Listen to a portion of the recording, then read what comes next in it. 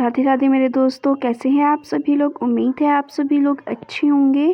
कहानी के लिए मेरे चैनल को सब्सक्राइब कीजिए, कहानी को लाइक और शेयर ज़रूर कीजिएगा। और कहानी कैसी लगी प्लीज़ कमेंट बॉक्स में ज़रूर बताइएगा। कहानी को लेकर कोई भी राय या सुझाव हो वो भी ज़रूर दीजिएगा। तो शुरू करते हैं हम आज की अपनी कहानी। श्रीमती जी ने मेरे निर्णय को किसी विपक्ष पार्टी की तरह आड़े हाथों लिया। क्या करोगे बारात में जाकर, जान ना पहचान। एक समय था जब कोई युवा किसी युवती को मन ही मन अपनी दुल्हन मानकर जीवन भर उसकी पूजा करता था। फिर समय बदला, थोड़ा खुलापन आ गया।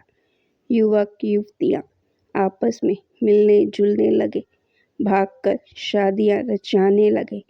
सब में फिर बदला और इंटरनेट का दौर आ गया। असल दुनिया पर आभासी दुनिया हावी होने लगी। मेरे एक आभासी फेसबुक या मित्र हैं, दूसरे शहर में रहते हैं। उन्होंने शादी का आभासी निमंत्रण पत्र फेसबुक पर मुझे टैगाते हुए लिखा कि उनके सपुत्र की शादी है। इस निमंत्रण पत्र को ही असल निमंत्रण पत्र मानते हुए बारात में ज़रूर पधारें। प्रतीक्षा रहेगी। मित्र तासीर से कवि है, कभी उनसे व्यक्तिगत परिचय नहीं हुआ, लेकिन हमारी खासी मित्रता है। यह मित्रता इस हाथ दे उस हाथ ले पर आधारित है। वे फेसबुक पर मेरे द्वारा पोस्ट की गई रचनाओं पर आंख बंद करके लाइक देते हैं, तारीफ में बड़े बड़े कमेंट देते हैं। मैं भी बदले में उनकी रचनाओं को बिलानागा लाइक देता हूँ। इस प्रकार हमारी मित्रता खूब फल फूल रही है। मैं उनके निमंत्रण को नकार नहीं सका। उनकी होने वाली वधू मेरे कस्बे की ही थी। बारात का आगमन भी कस्बे में ही होना था, अतः मैंने बारात में शामिल होने का निर्णय लिया। श्रीमती जी ने मेरे निर्णय को किसी विपक्ष पार्टी की तरह आड़े हाथों लिया। क्या करोगे बारात में जाकर, जान ना पहचान। फेसबुक या पहचान भी कोई पहचान होती है भला। वो कौन से अपने रिश्तेदार हैं। कुछ ना सही कुछ तो देना ही पड़ेगा उपहार स्वरूप। मैंने समझाया, हमारा एक लेखकीय रिश्ता है। बारात दूसरे शहर से आ रही है, सो वहाँ से और भी लेखक आ सकते हैं। उनसे मेल मुलाकात हो जाएगी। दीगर शहर जाने की पंचायत है नहीं, इस शहर का मामला है। अच्छा होगा हमारी आभासी मित्रता वास्तविक मित्रता में बदल जाए। मैं विवाह स्थल पहुंचा। वहां पंडाल के सामने स्वागत बोर्ड पर लिखा था, फला समाज का वैवाहिक उत्सव। मैं फौरन अंदर हो लिया। स्वागत पंडाल एकदम खाली पड़ा था। बारात का कहीं अता पता ना था।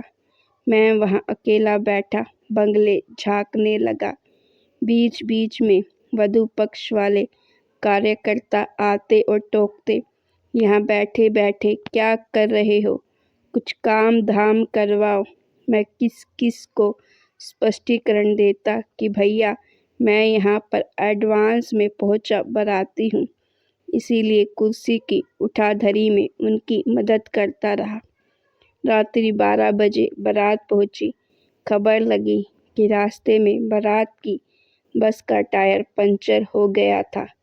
बस खाने का आखिरी सहारा रह गया था। तभी वधू पक्ष वाले कार्यकर्ता आए और उनसे पूछने लगे, आप लोग काफ़ी लेट हो गए हैं, अब आगे का क्या प्रोग्राम है।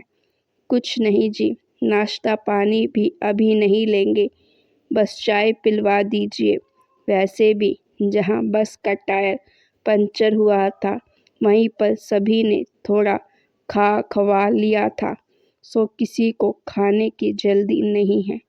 मेरी रही सही उम्मीद जो नाश्ते में अटकी थी जाती रही। चूहों ने पेट में दम तोड़ दिया। हाय, अब क्या होगा। फौरन चाय हाजिर हो गई। मैंने एक प्याला चाय पेट में उड़ेली मौका मिलते ही वहाँ से निकल गया। आँख मसलते हुए श्रीमती जी ने दरवाज़ा खोला। मेरा पेट भूख भूख चिल्ला रहा था। मैं मुँह छिपाने की कोशिश की तो श्रीमती जी पास आकर फुसफुसाई, मेरे प्रिय लेखक जी, आपकी सूरत क्यों उतरी है? चलो भूख लगी होगी, मैं खाना परोसती हूँ। हफ्ते भर बाद उन्हें आचार्य कवि का फेसबुक चैट आया। आप आए नहीं क्या? मैं चौंका। मैं तो था वहाँ, शायद मुझे पहचान नहीं पाए होंगे, इसीलिए बहाना करते हुए लिखा, ज़रूरी काम से बाहर चला गया था। आदरणीय, उन्होंने फिर लिखा, चलो अच्छा हुआ आप आए नहीं, वरना बिना वजह परेशान होते। दरअसल शादी टल गई है, लड़की वालों ने ऐन वक्त पर मना कर दिया था, सो बारात ले जाने का खर्चा पानी भी बच गया। धन्यवाद। उनका संदेश पढ़कर मेरी बुद्धि सुन पड़ गई। बाद में पड़ताल करने पर ज्ञात हुआ कि जिस बारात में मैंने शिरकत की थी वह भी उसी समाज के किसी खड़ूस कवि के लड़के की थी। उसने मेरे फेसबुक का सामना आज तक नहीं हुआ था। उफ, आज अधुनातन आभासी दुनिया के कारनामे भी क्या क्या गुल खिलाते हैं। मैं उस शादी को याद करके यदा-कदा गुनगुना उठता हूँ। आभासी शादी में फेसबुकिया दीवाना। तो गाइस, आपको स्टोरी कैसी लगी? अच्छी लगी तो प्लीज़ स्टोरी को लाइक ज़रूर कीजिएगा। ऐसी और स्टोरीज़ के लिए मेरे चैनल को सब्सक्राइब कीजिएगा और साथ में लगे बेल आइकन को भी दबा दीजिए।